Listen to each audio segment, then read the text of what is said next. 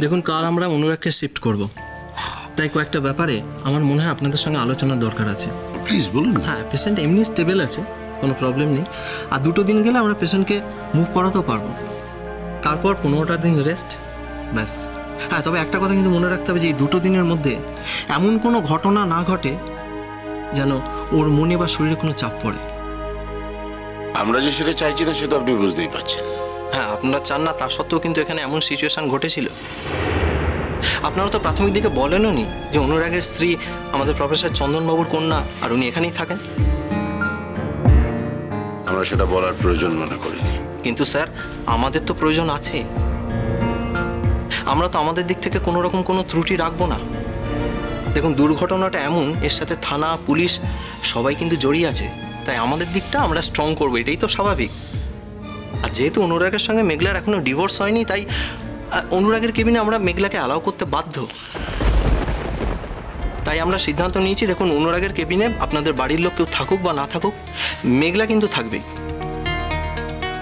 না, কিন্তু আপনি কথা বলি স্যার, সরি একটু ইন্টারাপ্ট করছি। একটা কথা বলি, সেটা হচ্ছে যে আসলে কাম্মা তো এখানে কাম্মা মানে পেশেন্টের মা, উনি তো রয়েছেন পেশেন্টের সঙ্গে।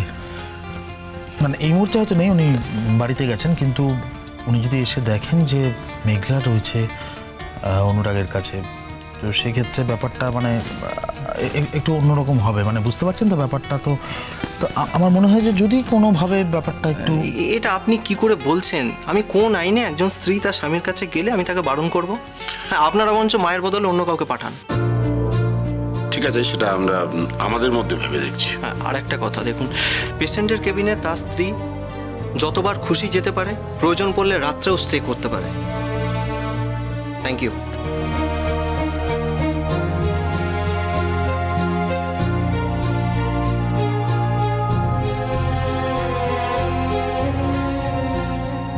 এই অসভ্যতাটা করার কোনো দরকার ছিল না কিন্তু মেঘলা।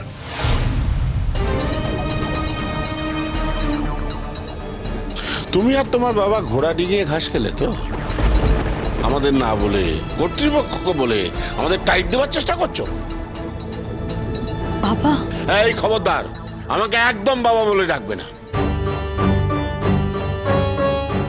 তোমাকে বাবা ছাড়া আর কি বলে ডাকবো? তবে থেকে এ বাড়িতে এসেছি তোমাকে তো বাবা বলেই ডাকছি। আজ তুমি হঠাৎ করে যদি বলো বাবা বলে ডাকবে না, তাহলে সেটা তো আমি বন্ধ করে দিতে পারবো না। বাবা, তুমি আমাকে বলো, আমার কাছে আর কি অন্য কোনো উপায় ছিল? আমি তো তোমাদেরকে এমনিতে কতবার বলেছি, কত রিকোয়েস্ট করেছি, তোমরা কেউ আমাকে একবার অনুরাগকে দেখতে দাওনি। আমি যখন সিস্টারের থেকে পারমিশন নিয়ে 5 মিনিটের জন্য অনুরাগকে একবার চোখের দেখা দেখতে গেছিলাম, মা আমাকে ওর কেবিনে অ্যালাউ করেনি। সমস্ত নার্স, ডাক্তার সবাইকে বলে দিয়েছিল যাতে আমি ওর কেবিনে ঢুকতে না পারি। তুমি বলো বাবা, ওর এরকম একটা ক্রাইসিসের সময় আমি ওর পাশে থাকবো না?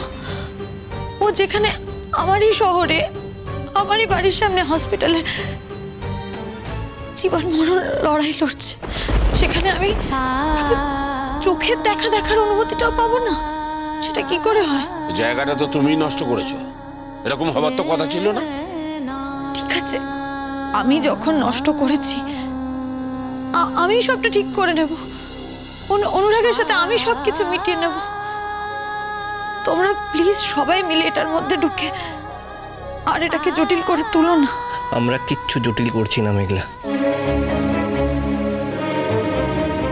তাতান আমাদের কাছে যে কতটা, সেটা যদি তুমি জানতে, যদি বুঝতে, তাহলে এই কথাটা বলতে না। ওর যে ক্রিটিক্যাল কন্ডিশন ছিল, আমাদের আর অন্য কিচ্ছু করার ছিল না। এর আগে তো আমাদের বাড়ির কেউ তোমার সঙ্গে এতটা খারাপ ব্যবহার করেনি। রাতারাতি তো সবাই পাল্টে যেতে পারে না, সবাই খুব খারাপ মানুষ হয়ে যেতে পারে না, তাই তো? তার মানে ভুলটা তুমি করেছো। জীবনে কিছু ভুল থাকে যেগুলো কখনো শোধরানো যায় না, তার সংশোধন করা যায় না। সব কিছুর একটা সময় থাকে। তাতান আজকে কথা বলার মতন অবস্থায় নেই,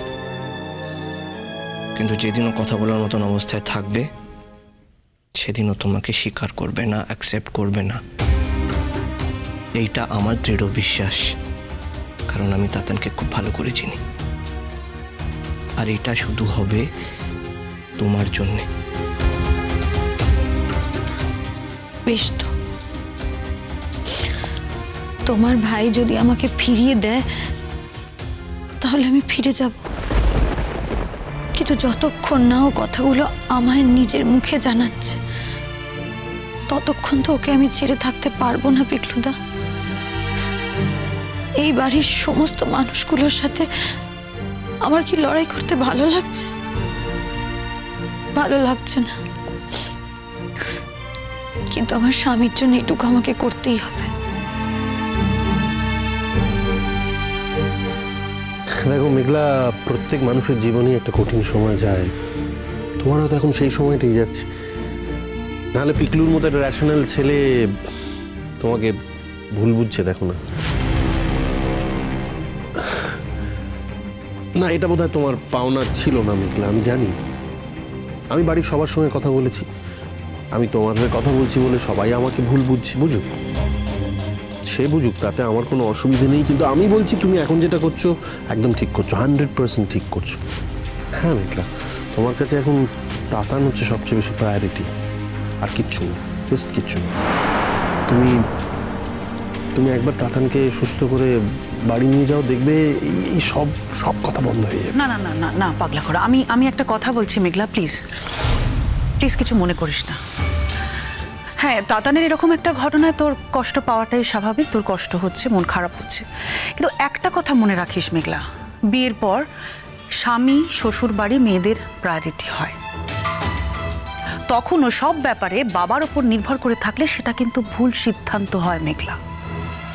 হ্যাঁ, আঙ্কেল খুব ভালো মানুষ, স্ট্রেট ফরওয়ার্ড মানুষ, কিন্তু প্রত্যেক মানুষেরই কিছু না কিছু মন্দ থাকে, আঙ্কেলেরও আছে। মেয়ের জীবনে কতটা হস্তক্ষেপ উনি তৈরি করবেন সেটা বোধহয় উনি বুঝতে পারেন না, তাই এটা হয়েছে। দেখ মেঘলা, আমি তো বলবো তুই যদি সত্যি ফিরে আসিস তাহলে প্লিজ প্লিজ নিজের সমস্যাগুলোকে নিজে সমাধান কর, আর তা না হলে তাতানের সঙ্গে মিলেমিশে সমাধান কর। সমস্যা সবার থাকে মেঘলা, সবার। তোদের দাদা ভাইয়ের সঙ্গে আমার সমস্যা হয় না? হয়তো হয়, কিন্তু আমি সেই সমস্যাটা ফলাও করে আমার বাপের বাড়িতে বলতে যাই না, আর তাদের সিদ্ধান্ত অনুযায়ী আমি চলি না। দিদি ভাই, আমি কিন্তু কোনোদিন এসব কথা বলিনি। বলেছো বলেছো বলেছো, কথাগুলো তুমি বলেছো মেঘলা। এখন কথা ঘোরাচ্ছ কেন? কথাগুলো তুমি না বললে তাতান যখন তোমাকে নিতে গেছিল আঙ্কেল ওভাবে তাতানকে কথা শোনাতেন না। তুমি তার একা কথা শোনাওনি, এখন মিথ্যা কথা বলছো কেন? পিকলুদা, কি হলো?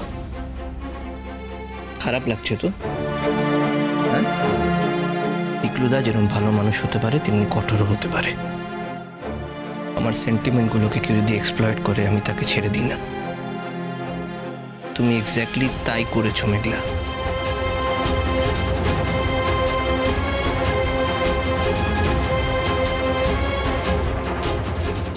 তোমাদের কি আরো কিছু বলার আছে ওকে?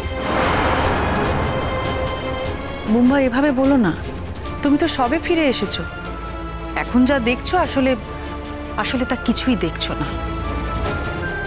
দেখো বুম্বা, বাড়ির প্রত্যেকটা লোক প্রত্যেকটা মোমেন্ট ফেস করেছি। একটা সময় যেখানে বাড়ির একটা ছেলের লাইফ অ্যান্ড ডেথের কোশ্চেন উঠেছিল, সেখানে সবটা জেনেও চুপ করে থাকা যায় না বুম্বা। আমার বাবি কোনো দিন কোনো অন্যায় করেনি, কাউকে কোনো অন্যায় উপদেশও দেয়নি। আমাকেও বাবি কোনো অন্যায় কথা বলেনি। বাবি শুধু বলেছিল অনুরাগের সাথে একটু দূরত্ব তৈরি করে দেখতে অনুরাগের মনে আমার জন্য কি আছে, ওর মনটাকে ভালো করে বুঝে নিতে, না হলে আমরাই তো পরে অসুখী হতাম। তোমার বাবা তো ভগবান, আর আমরা সব পাপী তাপী মানুষ। উনি যা করেন ঠিক করেন, কোনো ভুল করেন না, কোনো অন্যায় করেন না। আর আমরা এই কার সাথে কথা বলছি? আমি এই ব্যাপারে কোনো আলোচনাই করতে চাই না তোমার সাথে। না বাবা, আমার বাবি কখনোই আমাদের দুজনের মধ্যে অন্যায়ভাবে ঢুকে পড়েননি। বরং আমার বাবি যদি না দাঁড়াতো আমার পাশে, তাহলে আজ আমি অনুরাগের পাশে দাঁড়াতে পারতাম না বাবা। আর এই কথাটা পৃথিবীর আর কেউ না জানুক, আমি তো জানি। নদী